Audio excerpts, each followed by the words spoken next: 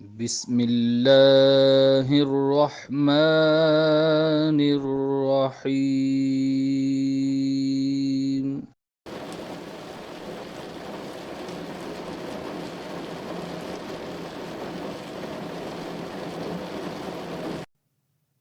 My dear viewers and students, Assalamu alaikum.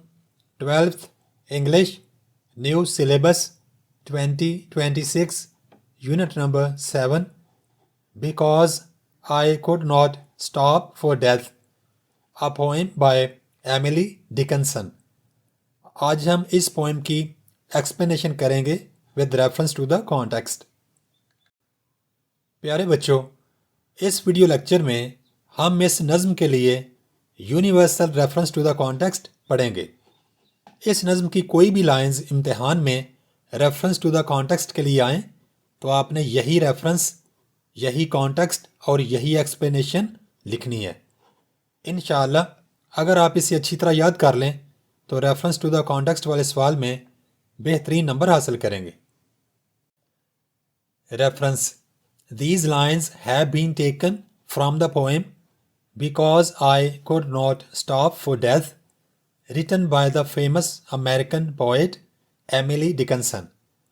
یہ اشعار مشہور امریکی شاعرہ ایملی ڈکنسن کی نظم Because I Could Not Stop for Death سے لیے گئے ہیں.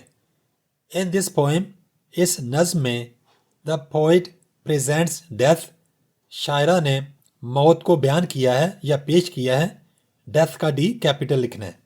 As a gentle and courteous companion, ایک مہربان اور شائستہ ساتھی کے طور پہ. ہو ٹیکس دا اسپیکر، ایک ایسا ساتھی جو اسپیکر کو یا اس کیس میں شاعرہ کو لے جاتا ہے. آن آ سمبولک جرنی، ایک علامتی سفر پر. فرام دا ورلڈلی لائف، اس دنیاوی زندگی سے. ٹو ایٹرنل لائف، ابدیت کی طرف یا ابدی زندگی کی طرف.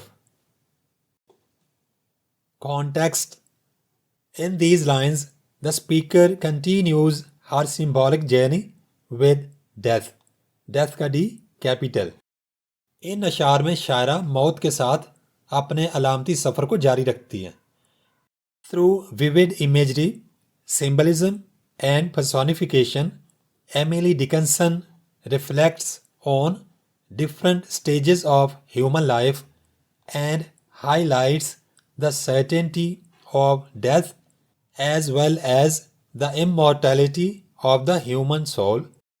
ایملی ڈکنسن دلکش منظر نگاری، علامتوں اور تشخیص یا پرسونیفیکیشن سے مراد شاعری میں یا پوئٹری میں جب بے جان چیز کو جاندار چیزوں کی خصوصیات سے نوازا جاتا ہے تو اس عمل کو پرسونیفیکیشن کہا جاتا ہے.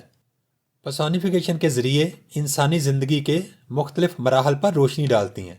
وہ یہ بھی بتاتی ہیں کہ موت ایک یقینی حقیقت ہے جبکہ انسانی روح ہمیشہ زندہ رہتی ہے.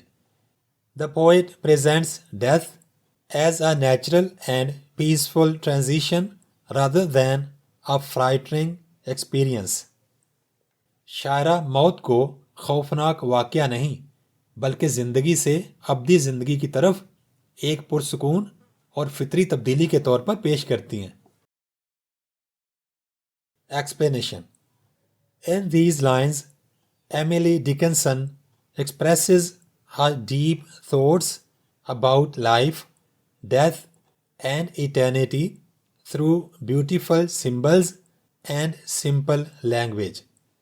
She personifies death, D capital, as a polite and kind gentleman who calmly accompanies the speaker on her final journey. The carriage ride symbolizes the journey of every human being from birth to eternal life, while the various images and scenes represent different stages and experiences of human life. The poet suggests that worldly pleasures, duties, and achievements are temporary, but the soul continues its journey beyond death.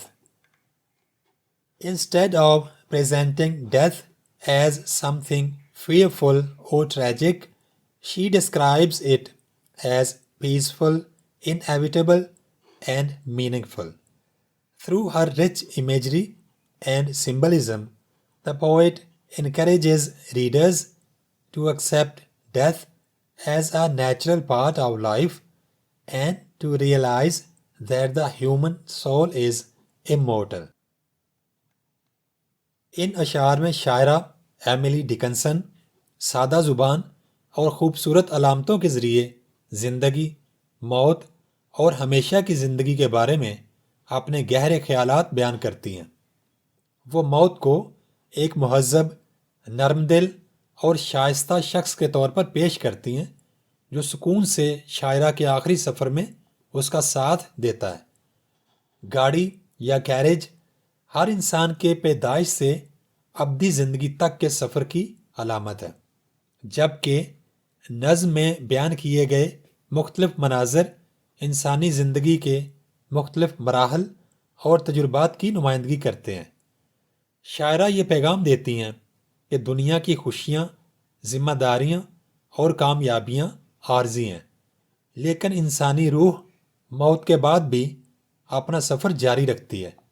وہ موت کو کسی خوفناک یا غمناک انجام کے بجائے ایک پرسکون، لازمی اور بامقصد حقیقت قرار دیتی ہیں۔